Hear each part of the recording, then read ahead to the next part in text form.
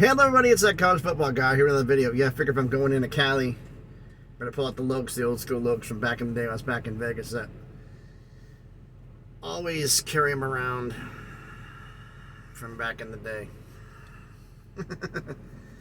I do something a little different here. This is going to be the Wednesday college football update. Predictions for the two games today. The Wednesday and Thursday games that be happening this week are both going to be Conference USA games. 2 today, 2 tomorrow. Then later on, of course, we're going to have the MAC run where the MAC starts doing their games in the middle of the week. I think they're just taking turns.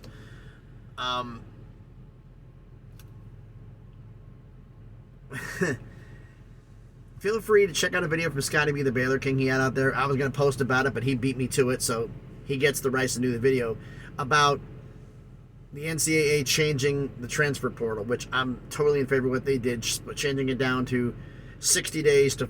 If somebody want to drop from 60 to 30, they dropped to 45. There's a bunch of stuff in there. Check out Scotty B, the Baylor King. He's got a video on it. Check that out. Throw him a subscribe if you haven't to already. Also, I don't know if I mentioned this or not, but is the Locked On Big 12 and the Monty Show having a little bit of a war of words here? About things. I mean, just the things that they're doing. Is that how it's going right now? It seems that way with those two down there. Like, folks, I'll say this for a little bit of conference realignment stuff here about what's going on. What do I think is going to happen? I checked in with what was said on the Monty Show about the college football playoff, and I got one person who's telling me that what he said was right. But they didn't get it from the Monty Show. They got it from somebody else. So this is independent sourcing. I don't know if you want to call it verification or not. I'm not ready to say it yet, so I call this under rumor and innuendo. But basically, it appears to be that there's not enough Power 5 schools in the Pac-12 to give them the autonomous rating. What will happen is I think they're going to go to the 5 out of 7, and the Pac-12 will be relegated to a G5 conference because the Mountain West will be gone, so it'd still be 5. It'd be a Power 4 and then a G5. And they would be most likely the odds-on favorite to being that team anyway, because if the ACC gets picked apart, and I brought up in videos, checked out other videos about this, if the ACC gets picked apart, if they get picked apart far enough, the ACC may be doing what the Pac-12 doing. The Pac-12 is merging with the Mountain West. The ACC may be merging with the AAC, the American. So that way they have enough numbers to stay alive. They may be doing the same thing. And at that point, I think I don't know, this one thing here, I've not found any formal name for it. The WAC Sun, the Atlantic Sun Conference, and the WAC were planning on merging in a football-only conference to come up to the group of 5. By the time they get this done, we'll see what happens. But I don't think the Pac-12 is going to be an autonomous conference anymore, power conference anymore. I think that ship has sailed. I think right now they want to do the merger. I think the only thing they're waiting on is the fact that legally, because they're the only two members that will be in the Pac-12 or what the conference was and not assigned to another conference, July 1st, 2014, they have the legal standing. So they have the rights to the majority of the assets, but they don't want to wait that long. They want to be able to get a TV deal in place to get everything else done prior to the end of this season, or at least prior to the start of it, so that way they can get things going for recruiting, for scheduling, for everything. So I think what's going to happen is they're going to settle it. I heard a deadline of November. I think they're going to get it settled before then. I think they'll get that done. They'll probably get they're going to get a large share of the money. The other members will get some of it, and then the Mountain West and the Pac-12 will do their merger, and that will be that. Excuse me, itchy nose here. Still here in Yuma, Arizona. Trailer I won't be getting will be coming into the afternoon around noon. I'm going to leave noon Pacific time because I'm in Arizona, but Arizona does not recognize daylight savings time, so they're in the Pacific time zone until we fall back, and then they go into Mountain time. So I think that's what's gonna happen there. He knows. So, but anyway, waiting on that to happen, and waiting on a trailer to show up. So leave here at noon, head down to California, head over to, I'm 4 miles off I-8 here to the border. So I'm gonna head down there and head over and go do that. So, I was just itching like crazy, my goodness. The 2 games, the game predictions here, both of them Conference USA.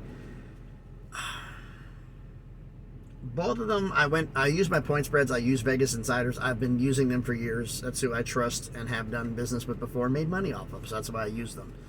One of them makes absolutely no sense. One of them makes, I'm doing the one that makes sense. They're both kickoffs are about the same time, but it's actually the later kickoff. Florida International, FIU at New Mexico State. New Mexico State's a 5.5-point favorite. Florida International's 3-2. New Mexico State's 2-3.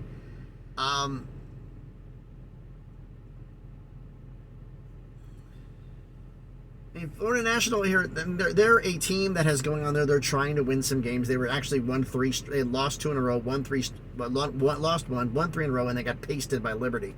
They're scoring a little over 21 points a game, but they're giving up over 25 a game. That's in the negative. That's not a good sign at 3-2.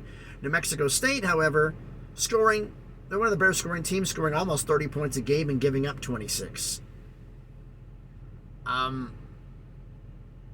Mexico State is at home. They are the 5.5-point favorite, and I think they're going to win this game.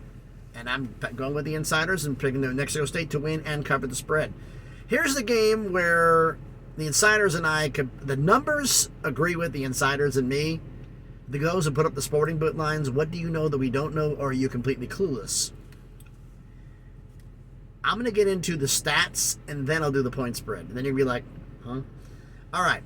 Jacksonville State at Middle Tennessee State. Jacksonville State comes in at 4-1. Rich Rodriguez's team. Middle Tennessee State comes in at 1-4. Middle Tennessee State is at home. Jacksonville State 26, scoring a little over 27.5 points a game and giving up 15. 12 points a game difference. That is a big difference. It's a dominant team doing well. Middle Tennessee State, conversely, is scoring a little under 19 a game and giving up 31. Not good. Best rushing stat back is the fact about Jacksonville State. Key stat. Jacksonville State is averaging 224 yards per game on the ground. They're top 10 in FBS. Middle Tennessee State's 74th in rush defense. So, numbers I've told you, everything favors Jacksonville State. The sports books have Middle Tennessee State as a 5.5-point favorite. Huh? The Insiders had, the sports books, I would take that back. This is where the Insiders and I disagree. The Insiders, most of the sports books have in 3. They have in 5.5, and they're taking Middle Tennessee State to beat them. I look at these numbers and I can't wrap my head around this. I'm picking Jacksonville State to outright win this game. The numbers say everything they're going to, but the Insiders and I disagree. That's where I made my mistake. I thought they agree with me. I said they agree with me. They didn't. That was my fault. But basically, the Insiders are picking Middle Tennessee State to win and cover a 5.5-point spread. I'm picking Jacksonville State to not only to make sure that Middle Tennessee State doesn't cover. I'm picking them to win outright. This just doesn't make any sense to me. But you can let me know about this down in the comments, about what you think about this. So thanks, everybody, for watching the video. As I said before, any interaction with the video is greatly appreciated because it helps the algorithm. It helps it to be pushed out to be seen by more people. Please comment. Please smash the like button, hit the thumbs up. Everything helps the algorithm, helps the video be seen by more people.